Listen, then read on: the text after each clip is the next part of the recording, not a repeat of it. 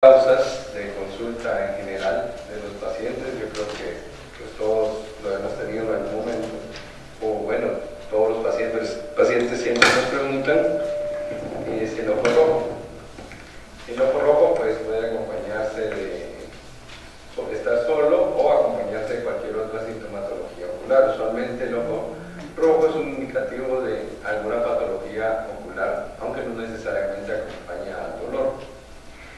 El paciente o el enfermo en este caso lo interpreta como un signo de alarma, es decir, tengo el ojo rojo, tengo que consultar inmediatamente, ya independientemente que duela, independientemente que haya algún otro signo. Es un dato más relevante desde un punto de vista clínico, ¿sí? Eso nos dirige la atención hacia el ojo. Ahora bien, las entidades por las que con más frecuencia se consulta secundaria ojo rojo son en orden lo que es hiposparma, conjuntivitis, iridociclitis agudas, queratitis y por último glaucoma agudo.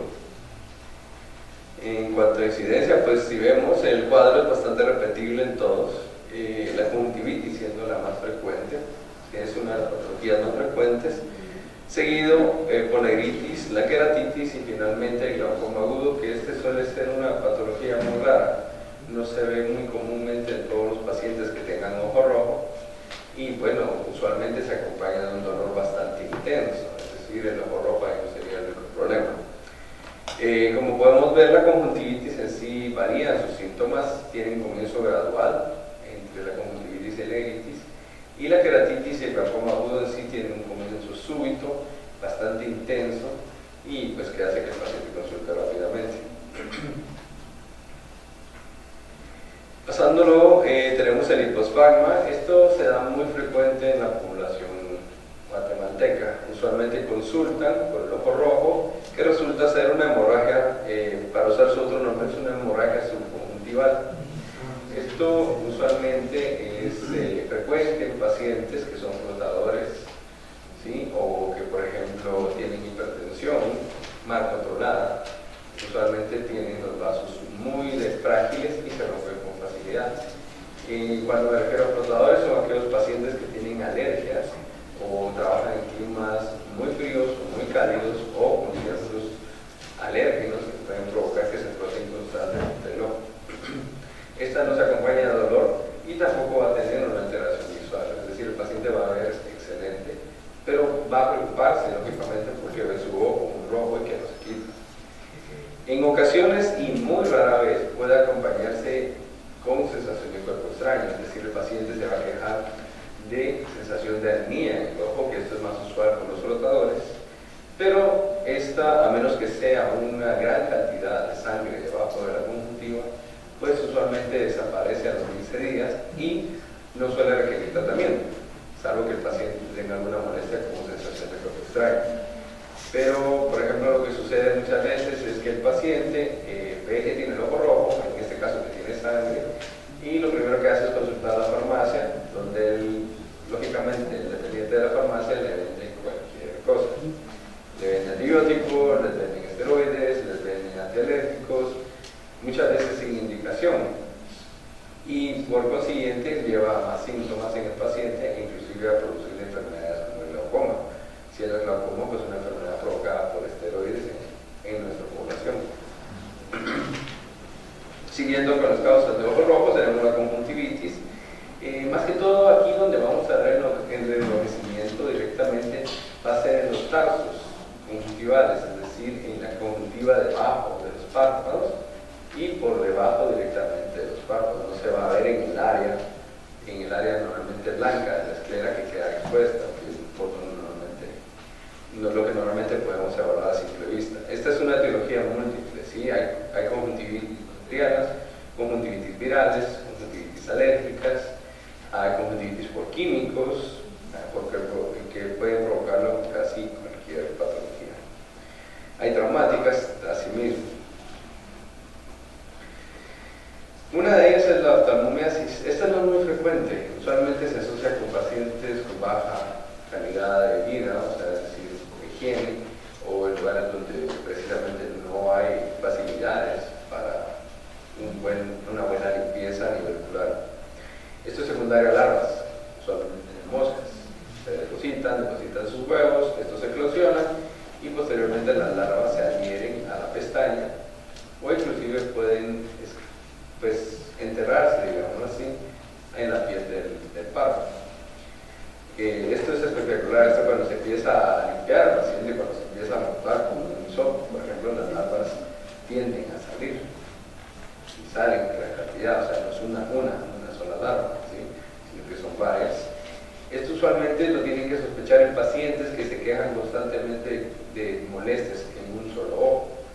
sienten picazón, que sienten ardor constante, pero que en el otro ojo no es repetible.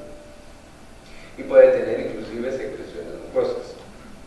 Luego, pasando a la bacteriana, en estas vamos a encontrar siempre enrojecimiento, que es lo clásico, pero la secreción en este caso va a ser un poco violenta, inclusive llegando a tener tonalidades entre amarillo y verde en ocasiones, y pues obviamente un malestar ocular bastante fuerte. La secreción, esto es clásico en el paciente, tiende a acumularse durante la noche, cuando el paciente está dormido, y en la mañana pues el paciente va a abrir los ojos y se queja que no los puede abrir, que los tiene pegados. Esto nos tiene que orientar hacia una conjuntivitis bacteriana, es el cuadro clásico. Lo ideal sería, con todos los pacientes, realizar un cultivo y un antibiograma precisamente para evaluar qué es lo que le está causando la conjuntivitis, o por lo menos una tinción grave. Pero pues no siempre se tiene el acceso, no siempre se tiene el tiempo, en ocasiones el paciente tampoco se va a hacer precisamente los laboratorios que uno le indica. Entonces, solo para orientar más o menos en qué puede suceder o en qué puede relacionarse la conjuntivitis bacteriana, cuando se acompaña de una quimosis conjuntival, es decir, una conjuntiva elevada, redundante, edematosa, se piensa más en un neumococo. Cuando, por ejemplo, tiene microhemorragias en la conjuntiva tarsal superior, se asocia más con neumófilos.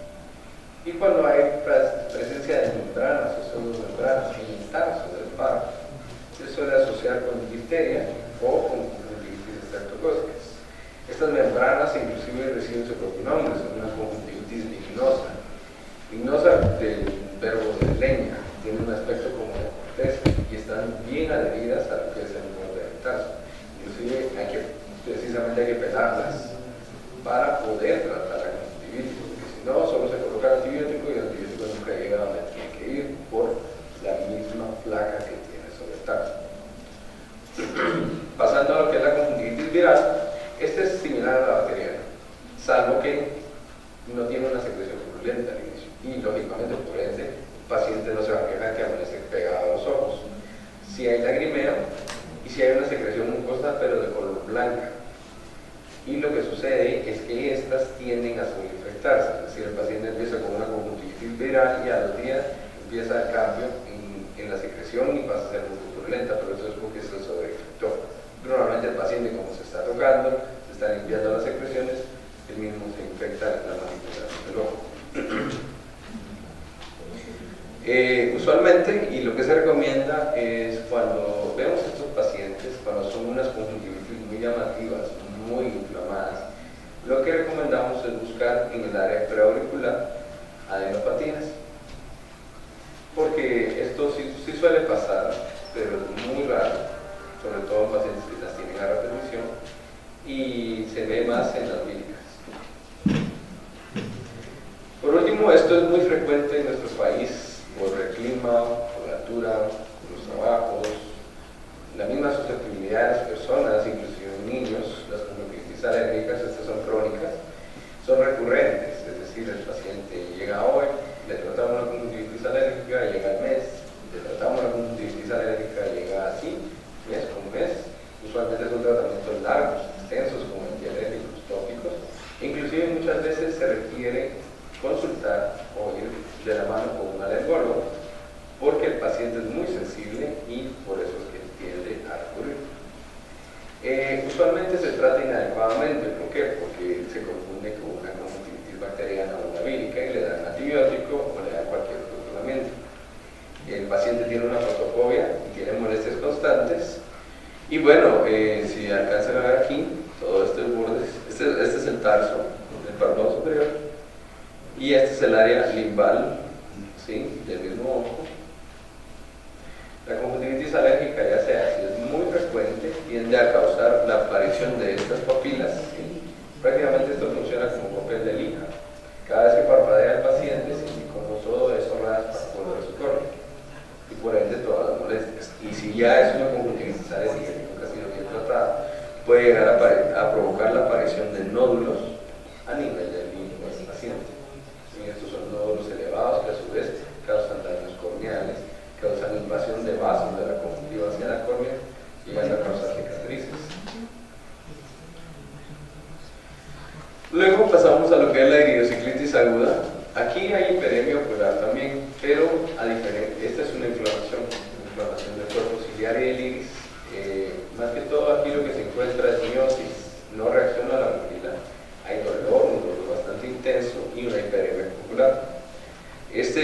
procedimiento típico se llama ciliar o periqueral. ¿Por qué? Porque solamente se ve la inyección. Nosotros le llamamos inyección ciliar porque los vasos se rectifican y llegan hacia el limbo como una empalizada. Toma un color rojo violáceo de la cantidad de vasos que están inflamados en esa área. Y si observamos el humor acuoso, esto ya es directamente con una lámpara de hendidura, no se puede observar a simple vista. Se puede ver inclusive la aparición de, bueno, no sé si se alcanza a ver aquí, estos como puntos acá. ¿No podemos apagar esta luz que queda? Si podemos observar aquí, tal vez ponerlos un poco más apagada, se pueden ver como depósitos, aquí está, depósitos en la parte posterior de la córnea. Esos normalmente son células que se liberan por inflamación adentro del ojo. Si la inflamación no es tratada o no es vista a tiempo, puede llegar a adherirse completamente a la parte posterior de la córnea y provocar lo que nosotros llamamos precipitados queráticos. Eso ya son lesiones casi permanentes. Continuando, está la queratitis también, que puede provocar ojo rojo. La queratitis es más directamente de la córnea, ¿sí? Aquí va a haber también hiperemia ciliar, no tan empalizada como en el caso de la idiosinclitis.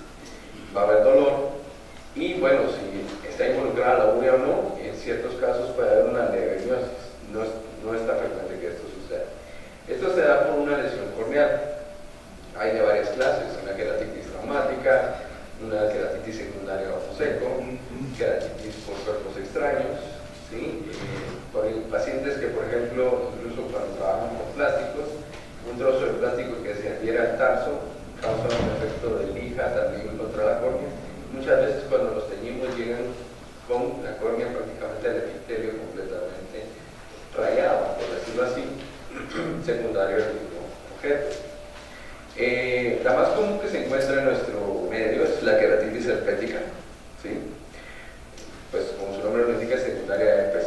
Es una conjuntivitis, va a ser primero como una conjuntivitis folicular al inicio, y luego cuando ya afecte el epitelio corneal va a aparecer una úlcera que nosotros denominamos úlcera dendrítica, ¿sí? Ya vamos a ver una foto, o queratitis dendrítica, y cuando se reactiva puede llegar hasta el estroma corneal. O sea, esto básicamente va hundiéndose cada vez más hasta causar una cicatriz bien notable en la córnea y en forma de disco.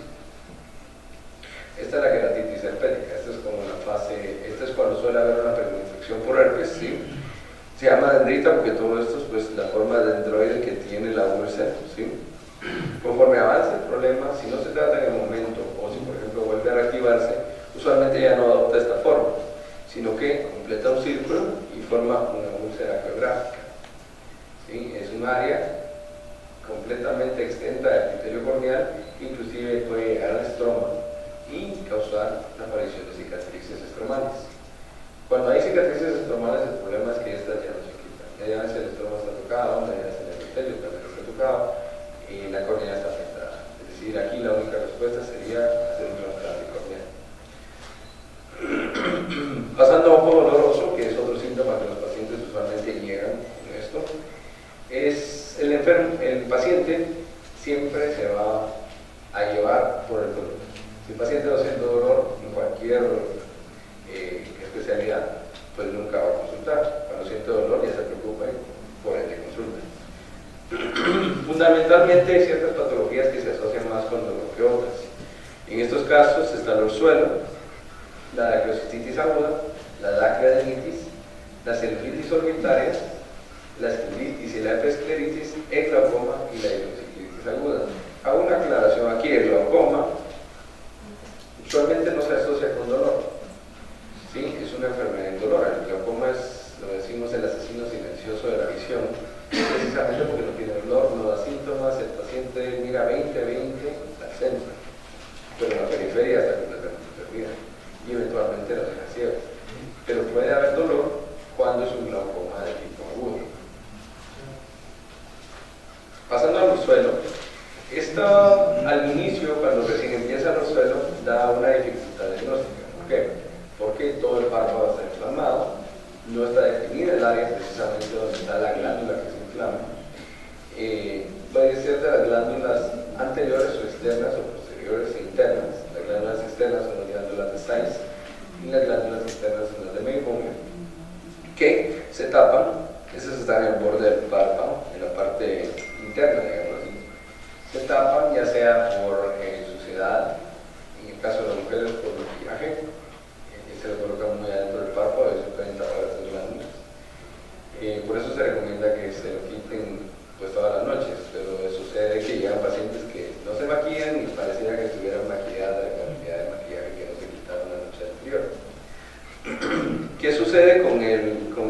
sí, con un aerosuelo, lo que normalmente conoce la gente coloquialmente como escupelo.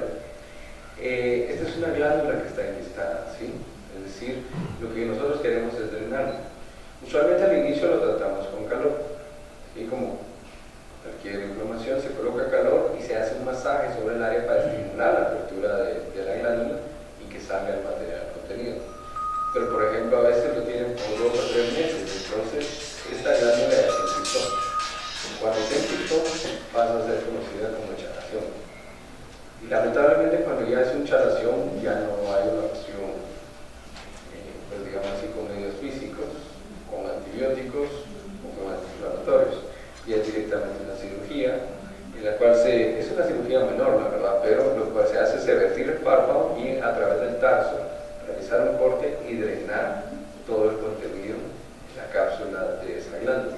Y también extirpar la cápsula, porque si no el problema es cortamos, drenamos, dejamos la cápsula, se sella otra vez y se llena nuevamente. Entonces suele pasar que muchos pacientes se las drenan, pero como no se ha quitado la cápsula ya constantemente con la misma chalación. Luego la dacrocistitis aguda. Esta pues hay 2 tipos, ¿sí? Está la dacrocistitis congénita y la dacrocistitis adquirida. Usualmente la congénita se asocia, pues, bueno, viene desde el nacimiento, como su nombre lo indica, se da por mucoceles o porque no se rompen ciertas membranas que conectan el conducto nasolacrimal a su agujero de salida, y al no romperse, pues obviamente como se acumula toda la lágrima de los bebés, pues tiende a inflamarse, tiende a hacerse un gran quiste en esa área, e inclusive a veces llega a fistulizar y drenar por otro lado que no es el cuerpo. Este es bastante notable porque es el único que tiene todas las características de la inflamación, la tumefaction, el edema, va a haber rubor, va a haber incluso calor en el área. Si uno lo toca está más caliente que el área circundante, inclusive puede llegar a provocar fiebre en el paciente. Y bueno, si uno hace presión sobre el área puede haber reflujo de pus a través de los puntos lagrimales. Y bueno, no se puede drenar a través de eso, es demasiada la cantidad que hay en el saco como para estarlo drenando constantemente a través de los puntos. Y segundo, pues no tendría que haber necesidad de drenar si lo que hiciéramos sería abrir el conducto.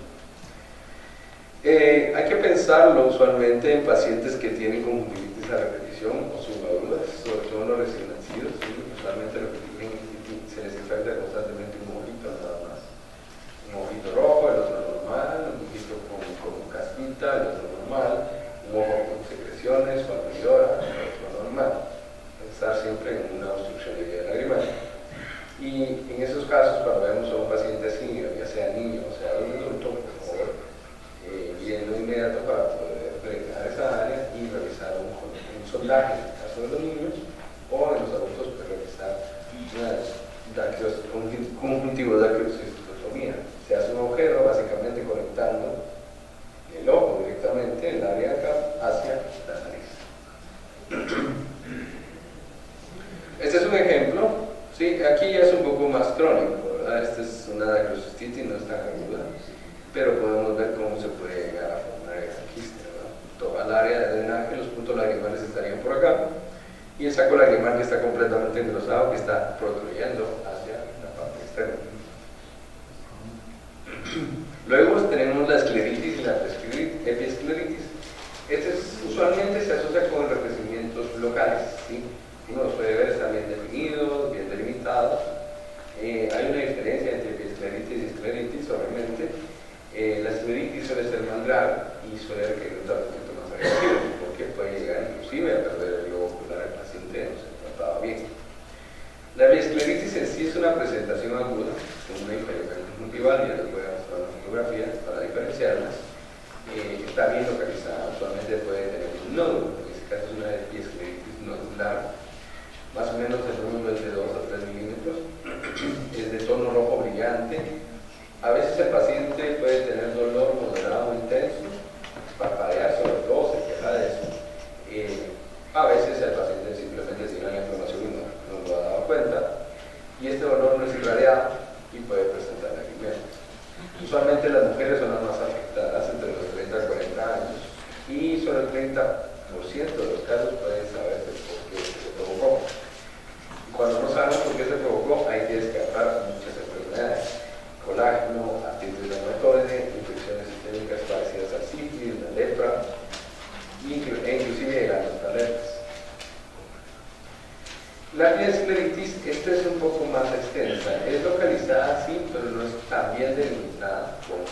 escleritis. Aquí el color toma un tono azulado violáceo. Ya vimos que la escleritis es un tono más rojo granate. Este es más crónico y puede provocar otras complicaciones. La uveitis, el adelgazamiento escleral, por eso es que toma el tono azulado por el reflejo de la uña, e inclusive puede llegar a fracturarse. Es decir, esta es la característica, es que va adelgazando la esclera. Como esto es crónico, cada inflamación posterior va desgastando la esclera más y más y más, una escleromalácia, hasta llegar a perforarla y provocar salida del contenido vítreo hacia la conjuntiva. Nuevamente las mujeres son las más afectadas, solo que aquí la edad ya es de 40 a 70 años. Y en el 25% de los casos pueden asociarse a artritis reumatoide, herpes zóster y a espondilitis anquilosante. Nosotros tenemos, pues es un pequeño truco para distinguirlas entre los dos. Como la escleritis también puede ser un poco difusa entre ocasiones, nosotros usamos la picamida y un poco de fenilefrina, instilamos una gota. Y cuando, por ejemplo, lo rojo del nódulo del área que estaba enrojecida se va, ¿sí?, por la vasoconstricción, eso es una epiescleritis. Si no se quita lo rojo, si sigue exactamente igual, es una escleritis. No necesariamente tiene que tener ese color azul grisáceo que se ve, porque cuando ya está así es que ya tiene una escleromalacia. Aquí podemos ver la diferencia. De este lado tenemos la escleritis, de este otro lado la epiescleritis, y vemos, como decía, es una forma más nodular, más definida, más delimitada. No es tan inflamado, no es como esto, ¿sí? Y obviamente aquí podemos ver el color azul grisáceo que les comentaba, ¿sí? Esto es porque este paciente ya tiene adelgazamiento extremo de la esclera, es decir, inclusive un pequeño toque, un pequeño golpecito, un frotado, puede provocar que se rompa la esclera y salga el contenido.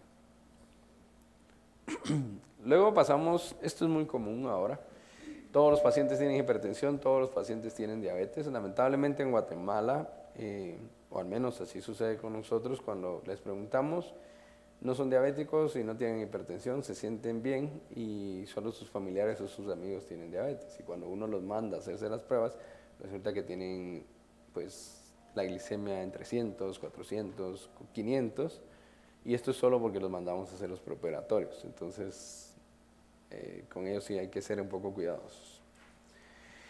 Hay varios signos. Usualmente los signos no los vemos a simple vista, estos ya más usando el oftalmoscopio directo, ¿sí?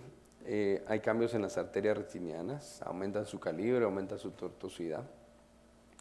Estos usualmente van de la mano, ¿sí? O sea, no vamos a ver un aumento de calibre, pero no va a estar tortuosa, ni vamos a ver tortuosidad sin aumento de calibre. Obviamente, el color va a ser un rojo más oscuro porque hay una dilatación de la arteria, entonces hay más flujo sanguíneo por esa área. Y bueno, esto se puede observar cuando la hipertensión arterial está iniciando. Usualmente cuando vemos esta tortuosidad vascular con dilatación, lo primero que preguntamos es si el paciente es hipertenso o si está tomando algo para la presión arterial. Y bueno, ahí es cuando nos damos cuenta. Entonces, nosotros tenemos varios signos. Sí, está el de Ligao Pavia, que es una tortuosidad de las arterias paramaculares, o sea, en el área de la mácula, que es el área de mejor visión del ojo. Y el signo omega de Bonnet, que es un bucle arteriolar que semeja, pues, como su nombre lo indica, una omega, ¿sí? La arteria adopta una forma así. No tengo un ejemplo aquí, lamentablemente no tenía una fotografía de ese bucle, pero esto es un signo clásico de hipertensión. También, aparte de dilatación, puede haber estrechamiento, ¿sí? No necesariamente en el mismo lugar donde hay tortuosidad y dilatación, sino lo que sucede es un arrozariamiento, decimos nosotros. Se ve como una ristra de chorizos, básicamente, más fácil, ¿sí? Se ve dilatado, adelgazado, dilatado, adelgazado, ¿sí? Esto es a veces en toda la distribución de la arteria. Pero usualmente se asocia a patología con una alteración cuando hay una extensión mayor a medio diámetro papilar. Es decir, nosotros tomamos el disco del nervio óptico como referencia y si vemos que la extensión del arrozamiento es más de la mitad del disco, entonces lo tomamos como patología. La disminución en el calibre arterial va a ser generalizada, o sea, es decir, en toda la retina, o puede ser sectorial. La generalizada se observa, por ejemplo, en los pacientes ya ancianos, pacientes hipertensos, También preeclántica se puede observar, ¿sí? Es de inmediato, en las preeclánticas es muy rápido. En la obstrucción de la arteria central de la retina se ve muy frecuente. También, obviamente, cuando se obstruye la arteria se va a ver una retina pálida, enferma. Y, por ejemplo, en ciertos estados secundarios a uso de ciertos medicamentos o tóxicos, como la quinina. En la sectorial se va a dar también en la hipertensión, pero como decía, aquí lo que se va a ver solo es en ciertas áreas de la arteria se va a ver ese arrozamiento, no en todo. Esto es más aislado en la hipertensión, solamente con la hipertensión. Aquí podemos ver un ejemplo, ¿sí? Este es bastante evidente, ¿verdad? O sea, se ve justo el arrozamiento en esta área, ¿sí? Y aquí, como comentaba, pues a lo largo de toda la extensión de la arteria vemos cómo se va adelgazando y ensanchando por trozos, ¿sí? Este es más sectorial directamente y este es más como distribuido generalmente. También en la hipertensión, ¿sí? Todo esto se puede ver con la oftalmoscopía directa, ¿sí? No es necesario algo especializado para hacerlo. Idealmente si el paciente está dilatado, obviamente, porque nos facilita el trabajo. Las arteriolas en hilos de cobre y plata, ¿sí? Reciben su nombre por el color. Cuando se les ve directamente tienen un color bastante específico, pues un color cobrizo y un color blanco. Realmente aquí no es que no son blancas, sino que están exangües, es decir, el lumen se perdió completamente, ya no pasa sangre por ellas, están isquémicas y se pueden ver así. Esto es ya cuando la hipertensión ha causado una enfermedad vascular bastante avanzada. Usualmente son pacientes que nunca se han controlado la presión. Las arteriolas en hilo de cobre son tortuosas y suelen tener un color normal cobrizo. Y las arteriolas en hilo de plata son más estrechas y pues obviamente el reflejo es blanco porque no hay columna sanguínea que pase a través de ellas. Luego tenemos el envainamiento arterial, ¿sí? Este es en la presencia de líneas blancas que van a demarcar todos nuestros vasos, ¿sí? Se forma como digamos, una vaina similar a la mielina alrededor de la arteria. Esto es solo sectorial y esto se sucede porque se pierde la transparencia de la pared arterial, o sea, no es que se esté engrosando, no es que esté pasándole algo a la arteria, simplemente la transparencia se está perdiendo porque se está endureciendo. Y bueno, si se llega a endurecer mucho o si la pérdida fuera muy intensa de este reflejo, pues pasa a ser una arteria en hilo de plata. Aquí se asocia, este envainamiento se asocia más con vasculitis, algo más similar. Y bueno, aquí luego tenemos también las alteraciones en los cruces arteriovenosos. Ya vimos que se puede alterar la forma de las arterias, pero también las arterias y las venas se pueden alterar mutuamente, digámoslo así. Hay dos patologías, está el signo de Gunn y el signo de Salus. El signo de Gunn interrumpe, ¿sí? Una arteria pareciera cortar en dos una vena, y en el signo de Salus hay una desviación, digámoslo así, de la trayectoria de la vena, es decir, va la vena en una dirección, cuando la arteria pasa encima de ella, la dirección se va hacia otro lado, no sigue la que normalmente seguiría.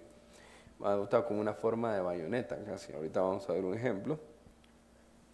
Estos, cuando son arteriovenosos los cambios y cuando hay estrechez arteriolar, se consideran signos mayores de una hipertensión mal controlada. Los demás que ya vimos son considerados signos menores. Siempre hay que ponerles importancia, pero va a correr más riesgo vital el paciente cuando tenga ya cambios arteriovenosos. Inclusive puede provocarle oclusiones venosas de la retina, puede provocarle oclusión arterial de la retina y dañar completamente la retina. O sea, quedarse ciego secundario a una hipertensión maltratada. Aquí estaba lo que les platicaba. Este es el signo de Gunn. Esta es una vena, esta es una arteria. Y podemos ver cómo pareciera decapitar a la vena, ¿verdad? Se ve cómo se pierde completamente el trayecto. Ni siquiera es un adelgazamiento, sino que la corta. Y luego tenemos Salus, nuevamente la arteria, nuevamente la vena. Igual, se repite el signo de Gunn, donde pareciera perder continuidad, pero podemos ver cómo toma esa forma de bayoneta en esta área, ¿verdad? Va, baja y sigue. Luego en las venas retinianas también podemos ver cambios, pero si es en la vena usualmente no se le pone mucha atención. Cambia el calibre. Aquí, al contrario de lo que sucede con las arterias, que se van formando esos hilos de plata y de cobre conforme pierden su lumen, Las arterias sucede lo contrario, las arterias tienden a dilatarse, se ven unas arterias casi del doble del tamaño, una vena del doble del tamaño de una arteria. Puede también haber envainamiento, como ya vimos en las arterias, pero aquí es más asociado a flebitis o flebosclerosis. Y aumenta la tortuosidad también, ¿sí? Más que todo a nivel paramacular. Esto es un signo muy clásico, ¿sí?, de lo que es la retinopatía diabética y también de la retinopatía hipertensiva en menor grado, los llamados exudados. Estas son manchas blancas que aparecen en la retina. ¿Sí? Hay, aparte de los exudados, hay otros que se llaman drusen, ¿sí? Los drusen se asocian más con el colesterol. Cuando el paciente tiene un colesterol alto, lamentablemente no tengo un ejemplo, pero si se fijan en los drusen son muy similares, solo que el reflejo es más blanco. Los drusen se asocian con el colesterol alto, una hiperlipidemia y una hipertensión mal controlada. Se pueden ver más distribuidos al nivel de toda la retina. En cambio, los exudados usualmente se asocian con áreas cercanas a los vasos sanguíneos, ¿sí? Lo que es alrededor de arterias y venas, en el área paramacular, que es bastante irrigada, ahí suelen encontrarse los exudados. Hay de dos tipos, según su aspecto y su patogenia. Está el exudado duro, recibe su nombre porque es más coalescente, digámoslo así, es más definido. Estos son manchas blanco-amarillentas, en general son pequeñas, son redondas y los bordes, si uno se pone a ver con detalle, no están tan regulares, ¿sí? No es un círculo perfecto o un óvalo perfecto, sino que son irregulares por acúmulo de lípidos también.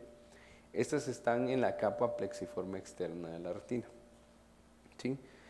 Usualmente se asocian en anillos, así circinatas se llaman estos, o en una estrella macular. Estrella macular se le llama cuando salen alrededor de la mácula y se puede ver inclusive con un aspecto como de ruedas de carreta. Luego tenemos los exudados algodonosos, que aquí se pueden ver, si ven no son tan definidos, parecen copitos de algodón delgaditos. Son blancos, más grandes y de aspecto esponjoso. Son menos numerosos y no tienen a coalescer, o sea, esto no va a formar jamás una estructura similar a esto, sino que van a estar diseminados por la retina. Y esto es más que todo donde hay isquemia retiniana, o sea, usualmente los vamos a encontrar alrededor de hilos de plata o de hilos de cobre.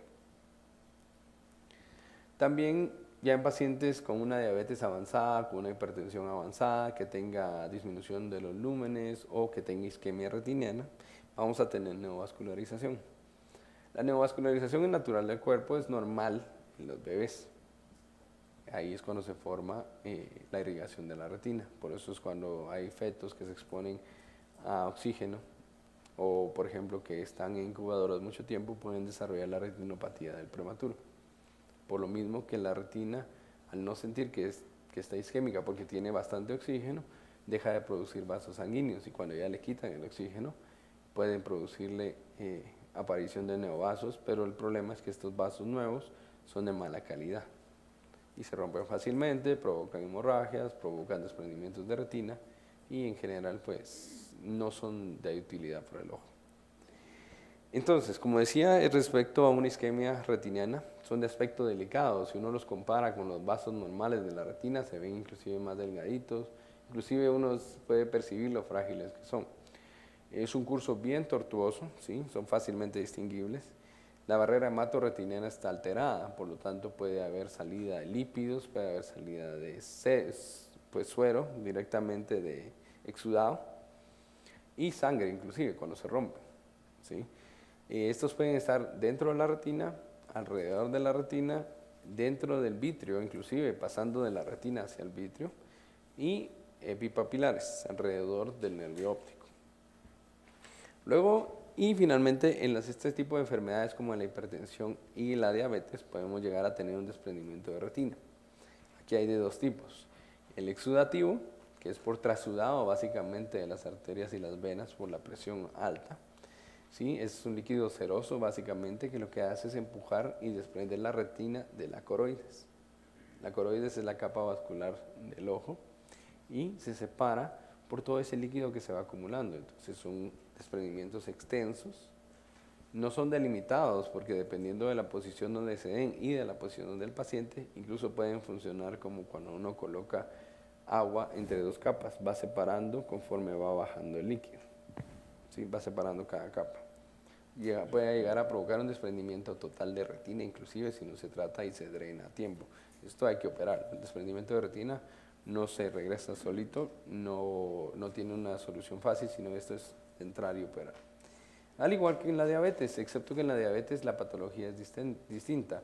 Esto es porque se provoca, como se forman neovasos directamente, que es lo más común, se forman tracciones del vitrio hacia la retina y el vitrio mismo al encoger empieza a jalar la retina hasta que finalmente rasga y la rompe y la desprende lógicamente. Esto también hay que operarlo, hay que entrar, romper todas esas tracciones y volver a pegar la retina. Esto es un ejemplo de neovascularización llevada al extremo. ¿Sí? Aquí este es un vaso normal de la retina. Podemos ver cómo la salida de todos estos vasos anormales, con su distribución anormal también, vemos que se forman como empalizadas. Está delimitado, ¿sí? Y vemos áreas donde los vasos pues, se han roto y formado hemorragias, exudados blandos también, ¿sí? E inclusive esta parte de acá es áreas donde se puede empezar a desprender la retina por todas esas adherencias que hay. Pues bueno, en sí la diabetes mal controlada, el problema es que no solo me va a afectar la retina, sino que me va a afectar en general todo el ojo. Son varias las estructuras que afectan. En la conjuntiva vamos a ver cierta variación diurna de los diámetros de las venas. Podemos ver microaneurismas inclusive. Puede provocar parálisis o paresias, más frecuentes del tercero y sexto par. Usualmente suele pasar que el paciente llega con un endoftalmos o un exoftalmos y cuando uno chequea su azúcar son azúcares mal controlados, ¿sí? Que lógicamente son los que provocaron la parálisis. Y luego en la órbita pueden provocar una orbitorrinomucormicosis y en la córnea puede afectar provocando pliegues endésemes de una de las capas de la córnea. La córnea tiene 5 capas. Luego en el iris. Bueno, este es cuando crea un pasaje entre la órbita y la nariz, se inflama toda esa área. ¿Ah? Sí. Debilita todos esos tejidos secundarios a la misma mala calidad de irrigación y de mantenimiento del área orbitaria, los conecta y empieza a causar inflamaciones, salida del tejido orbitario inclusive hacia el área de la nariz y por ende inflamación y pues dolor y lógicamente el paciente pues pierde la configuración de su órbita. Incluso puede provocar que el ojo se vaya hacia atrás o se hunda a nivel de los senos paranasales. Luego en el iris puede provocar un ectropión uveal, es decir, la uvea que está atrás del iris puede, nosotros le decimos rotar sobre sí misma y salir hacia la cámara anterior. Rubiosis iridis, que es la más frecuente asociada con una retinopatía diabética mal tratada, empiezan a formar nuevos vasos a nivel del iris y estos vasos también dañan el área de filtrado de la malla del ojo y aumentan la presión. Esto es ya un glaucoma neovascular. También pueden provocar mucorrubiosis en el collarete directamente de la pupila y vaculización del epitelio pigmentario de la retina. En el cristalino pues puede provocar alteraciones dinámicas e inclusive llegar a provocar una catarata. En el vitrio provoca la aparición de hialosis asteroidea, que es como acúmulos directamente de material del vitrio que toma la forma como de nieve. El paciente se queja que ve mucha material alrededor de su iris y de su vitrio. En el nervio óptico puede provocar la aparición de una neuritis óptica, que esta es muy rara, y atrofia óptica asociada a sordera. Y en la retina, una lipidemia retinalis y una retinopatía. ¿Cómo tratamos nosotros a nuestro paciente diabético? Usualmente cuando hacemos una exploración inicial, cuando hacemos un diagnóstico de inicio de menores de 30 años, a los 5 años del diagnóstico, usualmente puede dar seguimiento. Cuando hay una diabetes de inicio mayores de 30 años, en el momento del diagnóstico se tienen que evaluar, se tienen que hacer todos los procedimientos y en el embarazo durante el primer trimestre se suele detectar. Cuando no hay signos de retinopatía por diabetes, nosotros podemos citar a nuestro paciente anualmente. ¿Sí? Podemos estarlo viendo año con año con la condición de que se controle su azúcar. En la retinopatía diabética inicial tipo 1 también se puede evaluar anualmente, en la tipo 2 y cada 6 meses por los mismos cambios. En la retinopatía diabética simple, que ya no la inicial, sino que la es grado 2, es cada 6 meses. Y en la retinopatía diabética proliferante, que es la que se asocia más con la aparición de neovasos y de todas las demás complicaciones como catarata, arteriosis iridis y glaucoma, tiene que ser evaluada cada 3 meses, si no cada mes inclusive.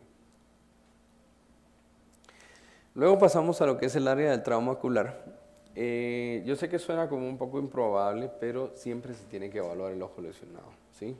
Aunque lleve el párpado inflamado, aunque tenga hemorragia alrededor, siempre tienen que evaluar al paciente, idealmente la agudeza visual, si el paciente está consciente, porque es nuestro factor más pronóstico, y segundo, porque es un factor médico legal, porque el paciente, si ustedes lo someten a un procedimiento, puede después decirles, miren, yo quedé ciego porque ustedes me tocaron el ojo, cuando en realidad el paciente llegó a urgencias, o pues ustedes pueden comprobar que antes de ustedes hacer cualquier intervención, el paciente tenía tanta agudeza visual.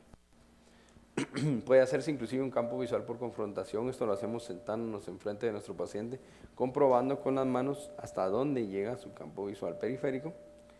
Esto más que todo es para orientarnos en ciertas circunstancias, inclusive con daño al nervio óptico nos puede orientar. Y bueno, tienen que evaluar sus anexos oculares antes de manipular el ojo en sí. Evaluar párpados, evaluar conjuntiva, ver si hay alguna lesión que pueda haber penetrado el ojo a través del párpado mismo, ¿sí? Por ejemplo, con lesiones punzocortantes que puedan entrar. Ver las laceraciones, la localización y trayecto. Ver si hay preoptosis, por si hay hemorragia retrovulvar o un cuerpo extraño retrovulvar que esté empujando el ojo. Todo debe ser manipulado delicadamente, inclusive al palpar lo que es el área orbitaria, debe hacerse con cuidado por cualquier fractura que pueda tener a nivel del cigomático o inclusive del piso de la órbita. En el enfisema subcutáneo hay que evaluar anestesia de la piel infraorbitaria o escalarse en el reborde orbitario, que era lo que les comentaba, para ver si está comprometida la órbita. Y si hay edema palpebral que no pueda evaluar el ojo 1, utilizar retractores palpebrales, ¿sí? O puede inclusive usar un hisopo si no aplica demasiada fuerza sobre el área. El paciente politraumatizado suele ser más difícil, lógicamente, porque no está consciente. Aquí lo que podemos hacer es evaluar más que todo la función del nervio óptico, es decir, evaluar si no está comprometido el nervio o la retina en sí, más que todo evaluando la motilidad ocular, es decir, solo con una linterna. Pupilas de igual tamaño con reacción, que tiene un buen reflejo aferente que evalúa el nervio óptico retina, o sea que está funcionando bien, y el reflejo deferente también, que este evalúa el tercer par, que también está normal si hay reflejo en ambos ojos. Si al inicio las pupilas son iguales, pero cuando uno pasa la luz de una pupila a otra, una de las pupilas en vez de ser semiótica se pone midriática, es decir, se pone grande, esto es un defecto aferente, es decir, que el nervio no está funcionando o la retina está desprendida. Por lo tanto, pues ya sabemos que el trauma sí afectó la parte posterior. Y bueno, en caso de existir una anisocoria evidente desde el principio, es decir, las dos pupilas son de diferente tamaño, si no hay un defecto aferente como tal, se pueden considerar otras causas como trauma a nivel encefálico o hipertensión intracraniana inclusive.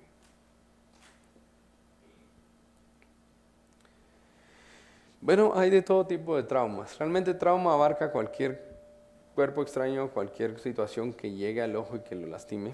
Esto va desde las quemaduras cáusticas, pasando por los cuerpos extraños corneales, las erosiones, las queratitis fototraumáticas, heridas oculares en sí a nivel de la conjuntiva, de la córnea, del párpado y penetrantes del globo ocular, que también las hay, e inclusive el ifema traumático. Las quemaduras cáusticas usualmente en nuestro medio se dan por cal, es lo más común, ¿sí? Es lo más frecuente también que se encuentra. Aquí lo que evaluamos es básicamente lo que va a hacer la cal, ¿sí? Al ser un álcali, es causar una saponificación del epitelio de la córnea. Básicamente va a funcionar como haría sobre cualquier jabón graso. Va a deshacer las uniones del epitelio y efectivamente dañar la córnea si no es tratada a tiempo. Hay diferentes grados, ¿sí? El grado 1 va de una alteración epitelial, es decir, no hay una isquemia de la conjuntiva, solo el epitelio está afectado. Es un buen pronóstico usualmente si se trata a tiempo. El grado 2, pues pueden ver detalles del iris a través de la córnea o de la conjuntiva, Más que todo aquí el limbo de la córnea ya está afectado, se ve isquémico un tercio del limbo, pero todavía es un buen pronóstico. Básicamente mientras el limbo no se afecte casi 360 grados, pues el ojo todavía está viable. El grado 3, el epitelio ya no existe. Ahí el estroma de la córnea se dematizó, no puede ver uno el iris, pero sí puede distinguir a lo lejos los márgenes pupilares, ¿sí? Y aquí la isquemia ya abarcó casi la mitad, hasta un tercio hasta la mitad del limbo. Ya el pronóstico ya es más incierto, porque pues ya afectó casi la totalidad de la córnea. Y finalmente el grado 4 es una córnea opaca. No vemos ni los márgenes pupilares, el limbo está isquémico, más de la mitad. Este es un pronóstico malo. Si el paciente logra recuperarse, puede presentar una perforación corneal. Tiene que recibir un trasplante, ahí no hay otra solución más que trasplante, e inclusive el mismo trasplante puede fallar porque si el limbo está muy afectado, no logra pegar, porque todas las conexiones, la entrada de sangre, digamos la córnea es avascular, pero recibe sus nutrientes de los vasos que llegan hasta el limbo. Si el limbo está afectado y no lleva un aporte sanguíneo, lógicamente no va a haber recuperación de esa córnea o nada, por lo tanto va a fallar también. Luego pasamos a los cuerpos extraños corneales. Esto es muy frecuente en Guatemala, más que todo con los pacientes que trabajan en herrería, trabajan en el campo, porque no usan protección ocular. Algo tan sencillo como un par de lentes de acrílico que protegen muy bien, salvaría un montón de córneas. En ocasiones vemos casos de pacientes que llegan por un cuerpo extraño de hierro en el ojo. Lo quitamos, a los 2 días llega nuevamente con otro cuerpo extraño en otra parte del ojo o en el otro ojo. Y a veces no llegan inmediatamente, entonces estos se enquistan, cicatrizan y por ejemplo cuando son hierro o cobre pueden provocar también toxicidad a nivel ocular, inclusive llegar a causar una pérdida de la córnea o del área conjuntival. Usualmente cuando por ejemplo tenemos un paciente que llega con un trauma por cuerpo extraño, si no vemos en el momento que tenga algo en la parte de fuera, en la conjuntiva o en la córnea, y creemos que tuvo un trauma penetrante, por ejemplo, si tiene las células que vimos al inicio, puede tener eso, y si nosotros lo logramos ver, podemos hacer unos rayos X a nivel orbitario para descartar que sea un cuerpo metálico o cualquier otro tipo de cuerpo dentro del ojo. Nunca le hagan una tomografía y no le hagan una resonancia magnética, porque si es un cuerpo metálico, pues lógicamente es un magneto, entonces va a arrancar prácticamente ese cuerpo metálico provocando explosión del cuerpo ocular, inclusive pueden dañarle la órbita y pues prácticamente el paciente se quedaría ciego. Luego tenemos las erosiones corneales. Estas usualmente se asocian con pacientes que han tenido un cuerpo extraño, pero el cuerpo extraño se prende en el tarso. Entonces el paciente no tiene molestias en el tarso, pero cada vez que parpadea siente que algo le raspa. Y conforme pasa el tiempo va sintiendo cada vez más y más y más molestias, porque ese cuerpo extraño está funcionando como una cizalla contra el epitelio corneal. Y sucede esto. En ocasiones se puede ver todo, aquí en la fotografía se puede ver bien, pero se ve como líneas a lo largo de todo el epitelio corneal, porque eso ha estado raspando todo el tiempo y raspando cada parpadeo. Y eso hay que vertir lógicamente el párpado, quitar el cuerpo extraño o cualquier cosa que esté adherida, usar antibióticos y lubricantes. Eso es y ayudar a regenerar el epitelio. En ocasiones hay que debridarlo inclusive por ese cizallamiento que se ha provocado, llega a necesitar la debridación. No. Cuando hay, por ejemplo, un cuerpo extraño, digamos como este, pero estuviera en la córnea y yo lo quito, no hay que parcharlo porque aumenta el riesgo de infección. Se deja antibiótico tópico en gotas usualmente, se deja ungüento si es mucho, por ejemplo, o el paciente no puede estarse aplicando la gota con frecuencia, pero no se parcha. ¿Sí? Ninguna de estas dos se parcha, porque si no, sí se puede infectar. Y doctor, ¿y en cuánto tiempo, digamos, hay una incrustación de un metal en la córnea? ¿Cuánto tiempo hay que mandarlo rápidamente a una emergencia? Inmediatamente. No, pero te hablo, por ejemplo, uno que está lejos, 2 o 3 horas. Bueno. Más o menos en promedio, el cuerpo extraño he visto cuerpos extraños que llevan 2 días en el ojo y no han causado mayor daño, pero el problema es que empiezan a oxidarse, por ejemplo, son de metal.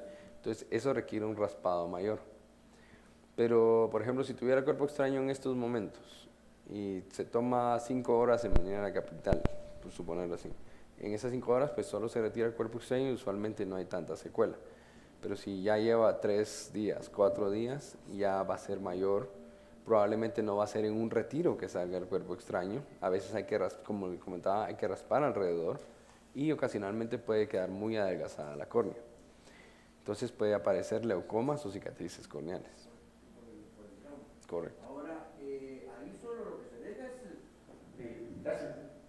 Lo que se deja entonces es antibiótico y no parche ocular. No ¿Se refiere? Porque yo tuve un caso hace como un mes y medio Uh-huh. y yo lo mandé, desafortunadamente había feriado entonces no sé, yo ya no lo vi, no sé qué pasó. Sí. No, usualmente no parcheo. O sea, esto no se asocia con parcheo por lo mismo. O sea, hay mucho riesgo de infección y esas infecciones usualmente son agresivas porque como está expuesto el estroma, cualquier bacteria que se pega al estroma va a perforar esa córnea y va a causar una cantidad de patología increíble dentro del ojo. Entonces, doctor, para preferir no hay que parchar. No, lo mandan inmediatamente. El paciente se va a quejar, va a llorarle el ojo, va a sentir dolor, pero eso es preferible a que después tenga una endoftalmitis o cualquier otra patología por parchado. ¿Qué accidentes parcheados? Por ejemplo, si hubiera algo perforante, ¿sí? Inclusive en perforaciones, por ejemplo, que perfore a través de la conjuntiva y la esclera y entre úlceras de córnea, la úlcera de córnea no se parcharía. No. Usualmente como tratamos las úlceras corneales es colocar un lente de contacto para evitar que el párpado aumente el tamaño de la úlcera, pero no un parche oclusivo, o sea, es decir, un parche que el paciente deje el ojo cerrado todo el tiempo, no. Se prefiere un lente de contacto de vendaje para que el paciente pueda parpadear y el oxígeno pueda llegar a esa córnea, porque si no se oxigena el problema es ese, y cuando la córnea, uno ocluye el ojo, se dematiza más fácilmente también. Aquí hay 2 ejemplos de traumas pues ya un poquito más llevados al extremo. ¿Sí? Este es un trauma penetrante, es un anzuelo que entró a la parte anterior del ojo y lo perforó. Y pues este otro caso ya es un poco más dramático, este es un estallido ocular, ¿sí? Secundario a trauma. Es decir, un golpe, un mal golpe, de por sí una pelota, un golpe directo al ojo, con la mano inclusive, puede provocar esto. ¿Sí? Sobre todo esto también se ve en pacientes que tienen escleromalacia cuando tienen escleritis a repetición. Esto es lo que les suele pasar cuando reciben golpes. Una escleromalacia sería una... Adelgazamiento de la esclera, sí. Bien, pasamos a glaucoma ahora. Este glaucoma se está volviendo bastante aumentado en nuestra población por nuestra misma herencia genética, ¿sí? Es decir, todos tenemos iris cafés, bueno, la mayor parte, y bueno, tenemos lo que se llama un ángulo estrecho, nos exponemos más al sol y esto aumenta la pigmentación y a su vez esto aumenta la cantidad de pigmento liberado adentro del ojo y lleva a aumentos de presión. El glaucoma se asocia con una triada clásica. Está la tensión ocular, o sea, la presión intraocular elevada, una pérdida de campo visual funcional y un daño glaucomatoso a nivel del nervio óptico. Hay pacientes, por ejemplo, que uno ve el nervio y le llama la atención que se ve, la excavación le llamamos nosotros, del nervio se ve amplia, pero el campo visual está funcionalmente bien y la presión está normal. Estos pacientes solo se les pone como sospechosos o como observación y se les está vigilando, pero no es un glaucoma. Hay pacientes que tienen pérdida de campo visual, pero no tienen un daño glaucomatoso a nivel de nervio y la presión está bien. Puede ser que el campo visual sea por algo secundario más hacia el área del encéfalo o de las vías ópticas de la parte occipital, pero no necesariamente por glaucoma. Y hay pacientes que tienen presiones limítrofes. La presión normal del ojo va de 10 a 20 milímetros de mercurio. Hay pacientes que mantienen la presión en 20 todo el tiempo y ocasionalmente sube a 21, 22, 25 y aún así no presentan daño ni a nivel del campo ni a nivel del nervio. Son pacientes que también son hipertensos oculares, los llamamos, pero hay que vigilarlos nada más. ¿Cuándo se provoca un glaucoma? Cuando tenemos una tensión elevada a largo tiempo y esa misma presión, como el nervio es la parte más lábil del ojo, empieza a causar presión sobre el ojo y empieza a excavarlo. Excavación le llamamos nosotros a la pérdida de fibras nerviosas en el nervio óptico. Esto funciona, si quieren verlo así, como una dona, solo que en vez de comerse la dona desde la orilla hacia adentro, el glaucoma se come la dona del centro, del agujerito, hacia afuera. Y les va dejando cada vez solo la parte exterior de la dona hasta que finalmente se come todo. Cuando ya se come todo, el paciente está ciego. Y ahí no hay vuelta atrás. El glaucoma es una ceguera irreversible. Lamentablemente, como no hemos descubierto el método de generar nervios, pues ahí el problema. Y el nervio óptico es muy lábil. Bien, no necesariamente tenemos que tener presión alta para que el paciente tenga glaucoma. ¿Sí? Hay un glaucoma que se llama glaucoma de tensión normal, que es muy engañoso, pero que el paciente sigue avanzando a pesar de que nosotros lo observamos, y por ende tenemos que manejar presiones muy bajas en él para que no tenga pérdida de campo visual. ¿Qué nos puede orientar a glaucoma, o en el caso de que ustedes entrevistaran a un paciente, que los puede orientar a que pueda tener glaucoma? Uno, historia familiar. Actualmente ya está aumentando la cantidad de personas que saben que su familiar tiene glaucoma, porque si me decían hace unos 5 años, yo le preguntaba a un paciente, mire, ¿tiene alguien con glaucoma o alguien que se haya quedado ciego? No. Y cuando uno preguntaba a otros familiares, sí, mi papá se quedó ciego por glaucoma, o eso le dijeron a él que tenía y le hicieron un láser, y ya la historia se amplía y ya uno se da cuenta que sí, el paciente corre riesgo. ¿Qué factores de riesgo usualmente se asocian con pacientes que pueden tener más glaucoma? Miopía, la hipertensión arterial, la diabetes, la historia familiar, cefaleas migrañosas constantes, sobre todo en espacios oscuros, y en el glaucoma de ángulo cerrado, que actualmente está muy frecuente en nuestra población, pues episodios de visión borrosa, sobre todo cuando hay enojos o cuando están en lugares muy oscuros, cefalea constante y halos alrededor de las luces, que esto sucede cuando aumenta la presión.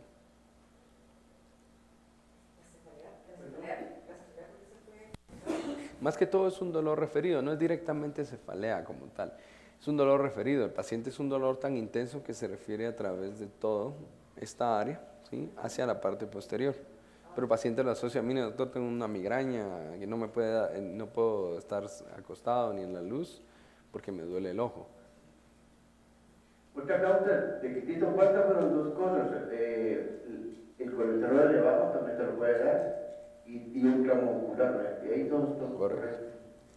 El trauma ocular sí puede causar glaucoma, aunque este no va a ser un glaucoma directamente por, ¿cómo se llama?, por el ojo, por naturaleza del ojo. Usualmente cuando hay un trauma, lo que se pierde es la configuración de la malla trabecular, y por ende pues aumenta la presión intraocular secundario a esa pérdida, porque ese es el área de filtrado donde se controla la presión. Si se daña, se descontrola el drenaje, digámoslo así, y por lo tanto aumenta la presión no controlada y puede dañar el nervio. Usualmente estos pacientes que tienen trauma ocular hay que estarlos observando, porque el trauma no aumenta inmediatamente, sino que con el tiempo puede irse viendo una elevación cada vez más progresiva de la presión hasta que finalmente el paciente empieza a tener daño campimétrico.